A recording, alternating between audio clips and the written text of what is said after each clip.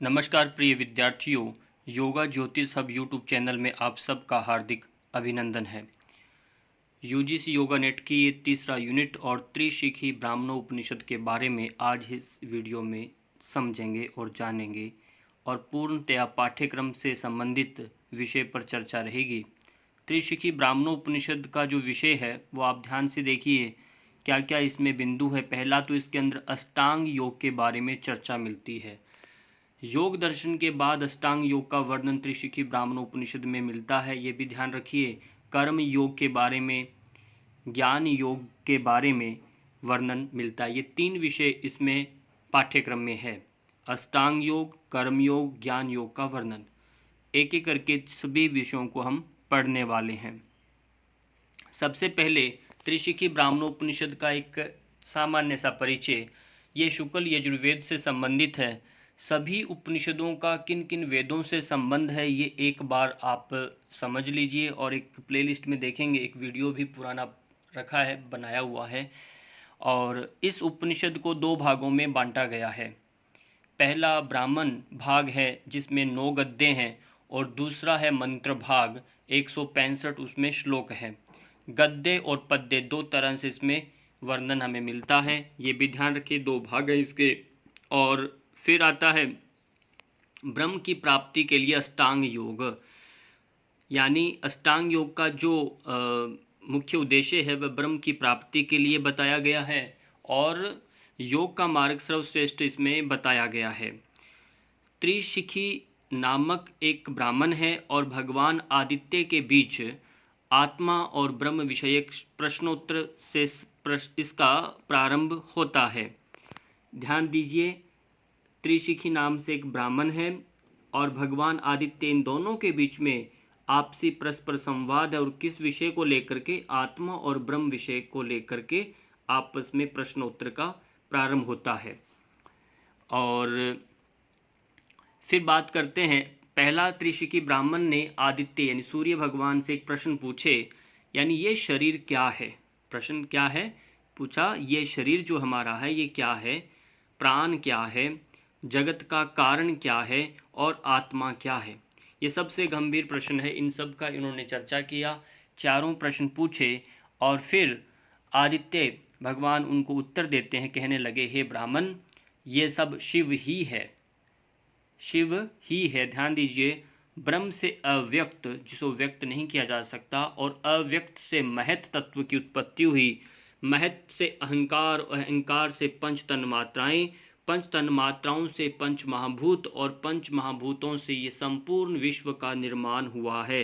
ये सृष्टि क्रम की एक बात करें तो यूं देखिए, ये पूरा कैसे निर्मित हुआ, इसको भी क्रम आपने ध्यान रखना है। और त्रिशिखी ब्राह्मण और आदित्य के बीच का ये संवाद है। जो विद्यार्थी नए हैं चैनल को सब्सक्राइब कर लीजिए, कमेंट के माध्यम से भी अपनी प्रतिक्रिया कर सकते हैं। पंच महाभूत एवं उनके कार्य। अब हमें पंच महाभूत क्या हैं और उनके कार्य क्या हैं। आकाश कार्य, आकाश है, और इनका कार्य क्या है, अंतःकरण, मन, बुद्धि, चित्त एवं अहंकार। ये किसका कार्य है, आकाश तत्व के कार्य हैं। वायु तत्व जो है इसके कार्य हैं प्राण, समान, उदान, व्यान और अपान। ये पंच प्राणों को विकसित करना, उसको आगे चलायमान करना, इनका पूरा जिम्मेदारी का कार्य होता है वायु प्राण का।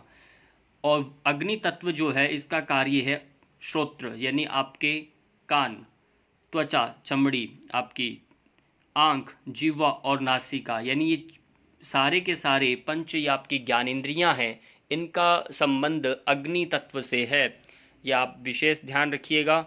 और जल तत्व जो है इसका संबंध जो है ये तन मात्राओं से है।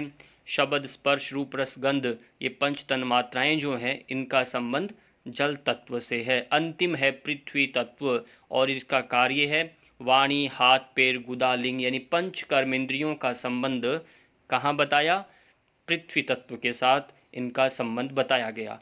इस तरह से ये जो हमने पीछे ये सृष्टि का जो क्रम देखा, तो ये सारा का सारा इस तरह से पांचों तत्वों में विभाजित किया गया है। योग के मार्ग की बात करें तो इस उपनिषद में योग के दो मार्ग बताए गए हैं, एक है कर्म योग और दूसरा है ज्ञान योग। वही जो विषय आपके इसमें लगा हुआ है, एक अष्टांग योग है, कर्म और ज्ञान योग का वर्णन हमें मिलता है। तो इसमें से पहला कर्म योग और ज्ञान योग, ये दो विशेष मार्ग हैं इसमें। और कर्म योग की परिभाषा क्या है, इस त्रिशिखी ब्राह्मण उपनिषद के अनुसार दूसरा अध्याय 25 नंबर का आप जब श्लोक देखेंगे तो वहाँ आता है, शास्त्र विहित कर्मों में, जो शास्त्र ने जो उपदेशित किए हैं, जो उन कर्मों में ये कर्तव्य कर्म ही है, ऐसा जो मन का निरंतर बंधन रहता हो उसको कर्म योग कहा जाता है। इसको आप 2-3 बार परिभाषा को पढ़ें, समझ में आ जाएगा और इसको याद रखिए, द्वितीय अध्याय के अंदर ये बताया गया है। अब बात करते हैं ज्ञान योग की क्या परिभाषा वहाँ दी गई है। ये दूसरे अध्याय का 26 नंबर श्लोक आता है, जब चित्त के कल्याणकारी उत्थान के लिए, चित्त जो हमारा है उसके कल्याणकारी उत्थान के लिए लगाव रहता है, यानी बंधन रहता है, उसे ज्ञान योग कहा जाता है। ज्ञान योग के लिए परिभाषा दी गई है, चित्त का सात्विक रूप से उत्थान की दृष्टि से जो लगाव रहता है उसके लिए कहा, बंधन के लिए नहीं कहा। ये बात विशेष थोड़ा ध्यान दीजिएगा। और अष्टांग योग की बात करें तो अष्टांग योग में यम, नियम, आसन, प्राणायाम, प्रत्याहार, धारणा, ध्यान और समाधि, ये जो अंग हैं आठों के आठों, ये महर्षि पातंजल योग दर्शन वाले ही हैं। अब एक एक करके इन आठों अंगों को समझेंगे और ये इस तरह से आपका पूरा त्रिशिखी ब्राह्मण उपनिषद को हम पढ़ने वाले हैं। सबसे पहले यम की परिभाषा के बारे में ये उपनिषद क्या कहता है, तो इसके भेद भी जानेंगे। इसमें कहा, शरीर और इंद्रियों में जो वैराग्य भावना होती है, इन दोनों में, शरीर में और इंद्रियों में, इन दोनों में वैराग्य की भावना होती है, वह यम है। ध्यान दीजिए, यहाँ यम की जो परिभाषा इस तरह से ही दी गई है। यम के भेद 10 प्रकार के हैं, इनमें से भी प्रश्न आया हुआ है परीक्षाओं में, इन 10 को आप क्रमशः याद कर लें। अहिंसा, सत्य, अस्तेय, ब्रह्मचर्य। अब यहाँ पर यम में अपरिग्रह यहाँ नहीं है, ध्यान दीजिए। दया, आर्जव, क्षमा, धैर्य, स्वल्पाहार, शुद्धता, ये कुछ अलग और भी दे गए हैं, तो इनको याद रखिए। अहिंसा, सत्य, अस्तेय, ब्रह्मचर्य, दया, आर्जव, क्षमा, धैर्य, स्वल्पाहार और शुद्धता, यानी ये सब। और इनमें जो सर्वश्रेष्ठ बताया गया है यम के अंदर, वह मिताहार को लिया गया है, स्वल्पाहार जो है। अब बात करते हैं आगे नियम की जो परिभाषा है, नियम के भेद के बारे में। नियम की जो परिभाषा कहा, परम तत्व में निरंतर अनुराग रखना ही नियम है। नियम जो है, यम से जो आगे, यम की जो बातें हैं उसमें आगे नी शब्द उपसर्ग लगा हुआ है इसमें कहा अनुराग रखना, किसमें, ईश्वर में, परम तत्व में निरंतर, बिना थके, बिना अलगाव रखे हुए निरंतर उसमें आप अनुराग रखना नियम कहा। नियम के भी 10 भेद बताए गए हैं, नियम के भी 10 भेद बताए गए हैं। पहला तप, संतोष, गुरु शास्त्रों में श्रद्धा, भाव, दान, ईश्वर आराधना। अब यहाँ पर अहिंसा, सत्यस्तेय, ब्रह्मचर्य, अपरिग्रह, ये यहाँ नहीं है, पर ध्यान दीजिए ईश्वर आराधना दिया गया है, ईश्वर प्रणिधान की जगह। और शौच नहीं है, तप है, संतोष है। स्वाध्याय के लिए यहाँ पर अलग दिया गया होगा। वेदांत श्रवण, ये हाँ वेदांत श्रवण दिया स्वाध्याय की जगह। लज्जा, मर्यादा, बुद्धि, जप और व्रत इत्यादि। तप के जगह ये जप, तप, व्रत भी दिया, बुद्धि और लज्जा, मर्यादा। ये 10 नियम के नाम आप याद रखिए, ये विशेष है, आपको इतना ही याद करना है इसमें। और आगे बात करते हैं आसन की। आसन की क्या परिभाषा बताई गई है। आसन की परिभाषा एवं भेद, समस्त वस्तुओं में उदासीन भाव ही सर्वश्रेष्ठ आसन है।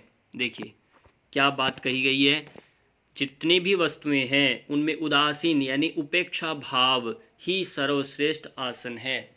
उसके अंदर आप बैठकर हैं और लगाव अपेक्षा न रखते हुए वह सर्वश्रेष्ठ आसन बताया गया। आसन मतलब स्थिति आपकी जो है मुद्रा बनती है वह आपका आसन है।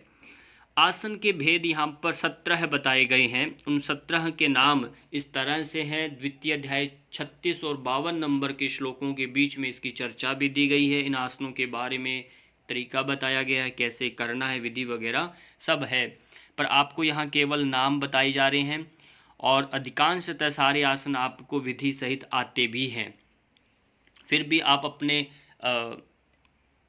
स्वयं स्वाध्याय करें, देखें वहाँ पर स्वस्तिक आसन।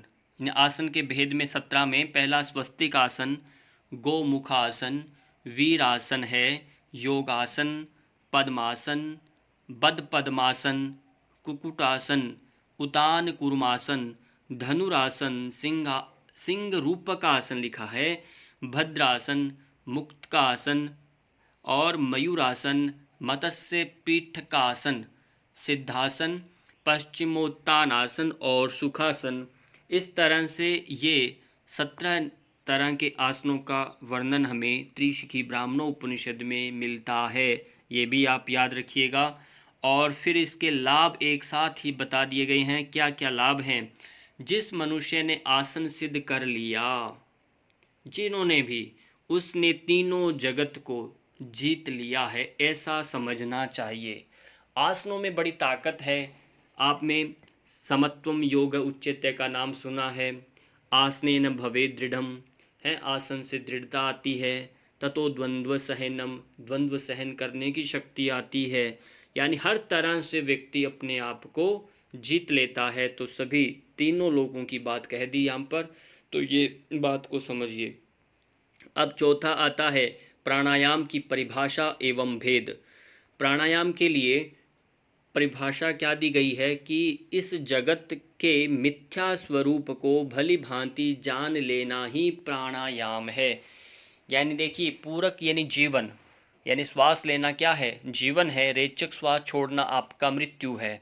इस रहस्य को जिसने जान लिया वह कौन है? वह प्राणायाम के लिए कहा, वह प्राणायाम है। प्राणायाम के 4 भेद माने गए हैं यहाँ पर, रेचक, पूरक, कुंभक और रेचक। ध्यान दीजिए, रेचक कहा, पूरक कहा, कुंभक एवं रेचक। अब इसमें बाह्य कुंभक और बाह्य ये दोनों हैं। ये 4 प्रकार के इसमें भेद बताए। मुख्यतः प्राणायाम के भेद 3 ही हैं, रेचक, पूरक और कुंभक। चौथा इसमें रेचक बताया गया जो है। ये पूरक, कुंभक, रेचक क्रमशः इनका एक रेशो बनाया गया है। ये रेशो आपने याद रखना, पिछले उपनिषद के अंदर भी आपको बताया गया है। 16, 64, 32 अनुपात में इनको रखना चाहिए, करना चाहिए। यानी 16 में आपको श्वास पूरक लेना है, श्वास आपने लिया और फिर उसमें आपने कुंभक किया 64 के अंदर, और 32 में श्वास छोड़ने में समय देना। फिर इसी का आगे क्रम रहता है, वही उत्तम, मध्य, अधम जो है, वो एक एक रेशो जो है इनका आपने डबल डबल करते जाना है। ये एक बिल्कुल मध्यम श्रेणी का है, ये बात ध्यान रखिए। अगला आता है, ये प्रथम है, इसके बाद द्वितीय, इसको डबल करना, फिर मध्यम, फिर इसको ट्रिपल कर देना, ये आगे का। प्राणायाम का अभ्यास जो है नाड़ी शोधन के पश्चात ही करना चाहिए। यानी आपको पहले नाड़ी शोधन कर लेना, जिससे आपकी नाड़ियाँ अच्छी हो जाएं, तभी आपकी स्थिति बैठ पाएगी। फिर अपनी स्वेच्छा से प्राण को आप नियंत्रण में ला सकते हैं। प्राणायाम के लिए समय के लिए भी कहा, विधान दिया कब कब करना, तो वह आता है दूसरा अध्याय का 101 नंबर श्लोक आप देखिए, तो वहाँ आता है दिन में 4 बार करना। यहाँ कुछ एक बातें ध्यान रखना है, कुछ उपनिषदों में समय का और इनके संख्याओं में भेद दिया गया है, और वो आप जब इनको पढ़ेंगे उपनिषदों को, आप स्वयं इसको नोट करिए, नोट्स बनाइए, तो समझ में आएगा कहाँ कहाँ ये अंतर आता है। तो प्रातःकाल, मध्यकाल, सायंकाल और अर्धरात्रि में 4 कुंभक करना चाहिए। ये 4 प्रकार का समय दिया है। इन 4 बार में 4 बार कुंभक करना और धीरे धीरे क्रमशः उसे 80 मात्रा तक बढ़ाना चाहिए, इतना कहा। यानी 80 मात्रा, 80 तक आपको कुंभक जो रेशो पीछे बताया उस तरीके से आपको इतना 4 बार करना और 80 तक संख्या लेके जाना 20-20 से आप प्रारंभ करते हुए। अब प्राणायाम का प्रभाव हमारे शरीर पर कैसे पड़ता है श्लोकों के अनुसार आप देखिए। सबसे पहले बात करते हैं 3 वर्षों तक नियमित इस प्राणायाम का अभ्यास करने से समस्त पापों से छुटकारा।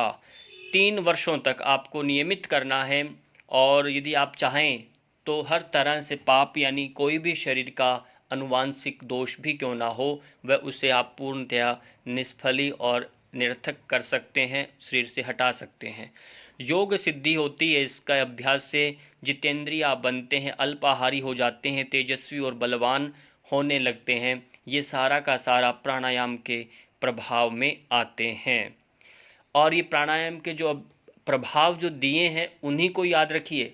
आपके मन में बहुत सारे अभ्यास लाभ हो सकते हैं पर उनका परीक्षा में एग्ज़ाम में नंबर कट जाते हैं। जो लिखा उसको तथा यथैव याद कर ले। यहाँ पर प्रमुख नाड़ियों के बारे में द्वितीय अध्याय सप्तम क्षेत्र के अनुसार 10 नाड़ियाँ प्रमुख हैं और अब 10 के नाम और इनके कार्यों को हम समझने वाले हैं। पहले 10 नाड़ियों के नाम वैष्णवी ब्रह्मनाड़ी कहा। वैष्णवी ब्रह्मनाड़ी और सुषुम्ना, ईड़ा, पिंगला, गांधारी, हस्तिजीवा और पूषा, यशस्विनी, अलम्बुसा एवं कौशिकी, ये 10 नाड़ियाँ आप ध्यान दिया। और इन 10 के एक एक हम लेके चलते हैं। इनका कहाँ कहाँ शरीर में व्यवस्था की गई है, कहाँ से ये निर्मित होती है, कहाँ उद्गम है, कहाँ इनका स्थान, एक पूरा रूट जो है वो देखते हैं। वैष्णवी ब्रह्मनाड़ी जो प्रथम नाड़ी है इसमें ब्रह्मरंध्र तक पहुंचकर, ब्रह्मरंध्र आप जानते होंगे, कुहर जो आपका कपाल कुहर सहस्रार चक्र जो है ब्रह्मरंध्र माना, बिल्कुल खोपड़ी के बीचों बीच ब्रह्मरंध्र तक पहुंचकर मोक्ष की प्राप्ति कराने वाली जो नाड़ी है ये वैष्णवी ब्रह्मनाड़ी के नाम से जानी जाती है, ये प्रसिद्ध है। और फिर आता है सुषुम्ना। सुषुम्ना नाड़ी जो है कंद में अवस्थित है। कंद जो आपको बताया गया है स्थान जिसे कंद कहा, उसमें ये विराजमान होती है, वहाँ रहती है मूल में। फिर बात करते हैं ईड़ा। ईड़ा जो है ये कंद से निकलकर बाईं नासापुट तक आती है। कंद जो मूल जहाँ नाड़ियों का उद्गम स्थल है वहाँ से निकलकर बाईं नाक तक ये आती है। ध्यान दीजिए ईड़ा बायां नाक है और पिंगला कंद से निकलकर दाईं नाक तक ये कंटिन्यू शरीर में नीचे से ऊपर तक आती है ये। और फिर आता है गांधारी। गांधारी के लिए कहा कंद से निकलकर बाईं आँख तक आती है। ये कंद इसलिए कहा सारी नाड़ियों का उद्गम स्थल जो है वह कंद है, यानी आपका नाभि प्रदेश जो है और इसके नीचे का जो स्थान है कंद मूल जो स्थान है वहाँ से नाड़ियाँ सब उद्गम होती हैं, तो वहीं से ये सब निकल के आ रही हैं। कंद से निकलकर बाईं आँख तक ये आती है। और हस्तिजीवा कंद से निकलकर दाईं आँख तक आती है। अब हस्तिजीवा अलग आ गया, यहाँ पर दाईं आँख दिया गया है। और पूषा कंद से निकल बाएं कान तक आती है। बायां कान पूषा के लिए कहा। यशस्विनी कंद से निकलकर दाएं कान तक ये आती है। और अलम्बुषा ये नाड़ी जो है गुदा के मूल से निकलकर मूत्रेंद्रिय के एक छोर तक विस्तृत होती है, वहाँ तक ये सीमित रहती है, आगे ऊपर तक नहीं जा रही। ध्यान दीजिए ये गुदा मार्ग से निकलकर मूत्रेंद्रिय के एक छोर तक ही जाती है, वहाँ तक फैली होती है। कौशिकी कौशिकी जो नाड़ी है ये कंद से निकल के पैर के अंगूठे तक नीचे तक आता है। ये 10 प्रकार की नाड़ियाँ, यहाँ कुहू नाड़ी नहीं दिया गया है, वहाँ कौशिकी नाड़ी दिया गया है। इस बात को भी आप यहाँ बीच में नोट कर लीजिएगा। ये त्रिशिखी ब्राह्मणोपनिषद में कुहू नाम से एक नाड़ी होती है, वो इसमें नहीं है। संखिनी नाम से एक नाड़ी है, वो भी नहीं है। उनके स्थान पर अलम्बुषा दिया गया है, कौशिकी नाड़ी दिया गया है। अलम्बुषा उनमें पहले से भी है, वहाँ पर पहला जो वैष्णवी नाड़ी दिया गया ब्रह्मनाड़ी ये अतिरिक्त में है। तो अब बात करते हैं प्रत्याहार की परिभाषा। हमने 4 अंगों को पढ़ लिया। यदि जिन विद्यार्थियों को अभी भी समझ में ना आए, बहुत संक्षिप्त में लिखा है, और फिर भी न समझ में आए तो कमेंट से पूछिए, सरलता से आगे और सहज करने की कोशिश करेंगे। प्रत्याहार की परिभाषा: चित्त का अंतर्मुख होना ही प्रत्याहार है। चित्त का अंतर्मुख होना ही क्या है? प्रत्याहार है। धारणा की परिभाषा के लिए कहा, चित्त की अचलता ही धारणा कही जाती है। अचलता, चित्त अब चंचल न होकर के अचल हो गया है, स्थिर हो गया है, वह धारणा कहलाती है। जैसे पर्वत धारण करता है, पृथ्वी धारण करती है, पर्वत है, वो अचल है। अचल एक पर्वत का नाम भी है जो न चल सके। ध्यान की परिभाषा: मैं वही चिदा आत्मा हूँ, मैं वही चिदात्मा हूँ, ऐसा चिंतन ही ध्यान कहा जाता है। ध्यान रखना है ये, यदि ऐसा अनुभव आने लगे मैं ही स्वयं चिद आनंद आत्मा हूँ, तो ऐसा ध्यान कहला जाता है। समाधि की परिभाषा के लिए, ध्यान की पूर्णता विस्मृति होना। आप ध्यान कर रहे हैं किस स्थिति में? मैं वही चिदात्मा हूँ, इसका भी कब बैठे, कितना, कौन, ये अपना शरीर का जो अनुभव जो आता है, इसका भी विस्मृति होना ही समाधि कहलाता है। जीवात्मा एवं परमात्मा दोनों का ज्ञान प्राप्त कर लेने के पश्चात मैं ब्रह्म हूँ, इस स्थिति में पहुँचना ही समाधि है। पहले चिद आत्मा हूँ तब, और अब मैं ब्रह्म हूँ, इस तरह से। और भी विद्यार्थी जो यूजीसी योगा नेट की तैयारी कर रहे हैं, जिन्होंने अभी और सारी वीडियो जहाँ जहाँ उनको समझ में ना आए और जो विषय पढ़ने चाहते हैं विषय, तो वो कमेंट से मुझे मैसेज ज़रूर करिए, जो भी वह सिलेबस का पढ़ना चाहते हैं। तो आगे आता है प्राणायाम का गलत प्रभाव। जब आप प्राणायाम करते हैं तो उसका गलत प्रभाव क्या है शरीर पर, वो बताया गया है कि इस श्लोक के माध्यम से अनुसार आप पढ़ेंगे तो लिखा है, प्राणायाम के गलत प्रभाव से शरीर में रोगों का उद्गम स्थल बन जाता है। शरीर में रोग बहुत सारे उभर कर आने लगते हैं। वायु के विकृत होने से खांसी, आपने पिछले वाले उपनिषद योग चूड़ामणि उपनिषद के अंदर भी ये सब बातें पढ़ी थी, फिर भी इसमें भी है। और श्वास, हिचकी, सिर, कान, आँख आदि में की पीड़ा और तरह तरह के रोग पैदा होने लगते हैं गलत प्रभाव से, अनियमितता से। प्रत्याहार का जो महत्व है वह मनोरोगों का नाश करने के लिए कहा। मनोरोग जो हैं उनका ये नाश कर देता है। धारणा का जो महत्व बताया, मन का धैर्यवान बनाना इसका कार्य है। और समाधि का जो महत्व बताया है, समाधि से जीव के शुभ अशुभ कर्मों का नाश हो जाता है और मुक्ति प्राप्त होती है, यानी वह बंधनों से मुक्त हो जाता है और कोई उसका पुनर्जन्म की संभावना जो होती है वो सब हट जाती है समाधि में प्राप्त होने के बाद। और इसके बाद प्रत्याहार की जब सिद्धि होती है तो उस सिद्धि के लिए क्या एक स्थित बताया गया है कंडीशन, यानी 12 बार प्राणायाम करने से प्रत्याहार सिद्धि होती है। तो ये 12 नंबर का आप एक क्रम है, इसको याद रखिए। और ये पीछे से नहीं है, अब प्राणायाम सिद्ध करने से ऐसा नहीं, 12 आसन करने से नहीं, वहाँ केवल प्रत्याहार से स्टार्ट है। ये प्राणायाम 12 बार प्राणायाम करने से प्रत्याहार सिद्धि होती है। और धारणा के लिए 12 प्रत्याहार कहा गया, ध्यान के लिए 12 धारणा कही गई, और अंतिम में समाधि के लिए 12 प्रकार का ध्यान के से समाधि सिद्ध होती है। बहुत बार हम बैठे बैठे कहते हैं हमारा ध्यान कब सिद्ध होगा, धारणा कब सिद्ध होगी, तो उनका उत्तर है ये। तो इस संख्या को याद रखिए 12 को। और इसी के साथ सभी जो विद्यार्थी जुड़े हैं उन सब के बहुत बहुत धन्यवाद, और जुड़ने के लिए पुनर्मिलामः है, तब के लिए नमस्कार।